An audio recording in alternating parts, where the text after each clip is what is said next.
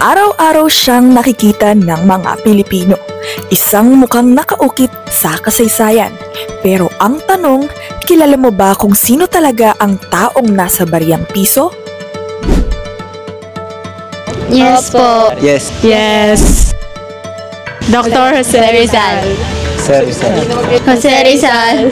Siya ay si Dr. Jose Rizal, ang pinakasikat na bayani ng Pilipinas. Ito'y hindi lingid sa kaalaman ng karamihan sapagkat hanggang ngayon ay buhay pa rin sa ating alaala ang kanyang pangalan at mga iniwang ambag. Kaya't halina't samahan ninyo kaming lakbayin ang mga makasaysayang pook na alaala kay Rizal. Para sa ating unang destinasyon, ang Rizal Shrine. Ito ay matatagpuan sa Calamba, Laguna, kung saan mismong ipinanganak si Dr. Jose Rizal. Ang bahay na ito ay isa sa makasaysayang lugar hindi lamang sa Calamba kundi sa buong Pilipinas. Itinayo ni Francisco Mercado ang kanilang bahay na may istilong arkitekturang Espanyol at ito ay isa sa unang bahay na gawa sa bato at kahoy sa Calamba. Pero ang nakikita nyo ngayon ay isang replika lamang ng kanilang original na bahay na nawasak noong World War II pero binuo muli at ngayong tumatayo bilang isang museo. Sa loob nito ay merong 6 na galerya na naglalaman ng mga trivia, litrato, replika at tunay na artifacts at iba pang mga gamit na may kaugnay kay Rizal. Dito mo makikita ang panahon ng pagkabata ni Jose Rizal, kanyang mga ganap at paglalakbay sa buong mundo. Hindi ba't nakakaaliw? Ngayon natunghayan na natin ang Rizal Shrine, sunod naman natin puntahan ang Fort Santiago.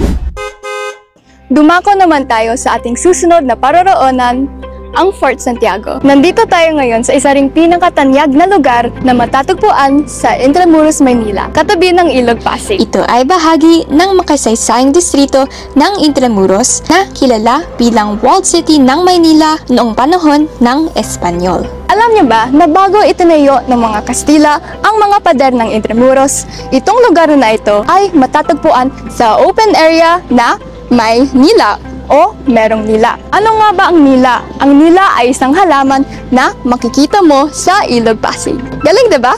Dito sa Fort Santiago, maaari kang tumingin dito sa ruined brick walls, ang barracks ng mga sundalong Espanyol noon. Dito rin ikinulong si Jose Rizal noong 3 ng Nobyembre hanggang 29 ng Disyembre 1896. Sa wakas, dito rin isinulat ni Jose Rizal ang Mi Ultimo Adios. Alam niyo ba na noon, meron ditong mga tansong marka. At ito ay hindi lang basta marka, sapagkat ito ay espesyal na bahagi ng lugar sa Fort Santiago, kung saan isinisimbolo nito ang huling paglalakad ni Rizal mula sa kanyang selda patungo sa bagong bayan kung saan siya pinatay noong December 30, 1896. Ngayong alam na natin kung saan ikinulong si Rizal, alamin naman natin ang lugar kung saan binigyang wakas ang kanyang buhay.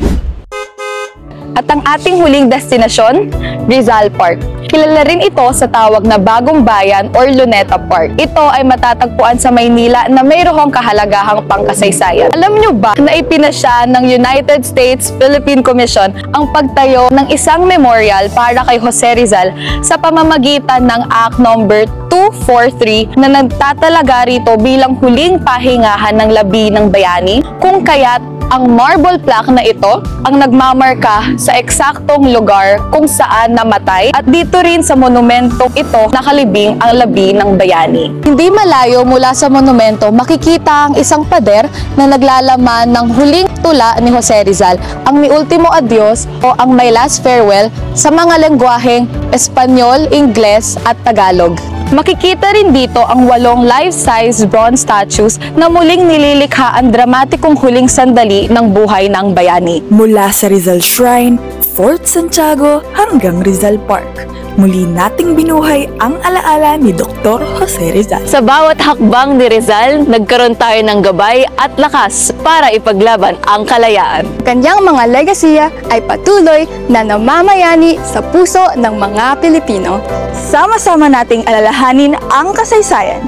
Maraming salamat sa pagsama sa aming paglalakbay. Huwag nating kalimutang pahalagahan ang ating makulay na kasaysayan. Muli, ito ang Takbayani, ang inyong gabay sa paglinang ng ating nakaraan.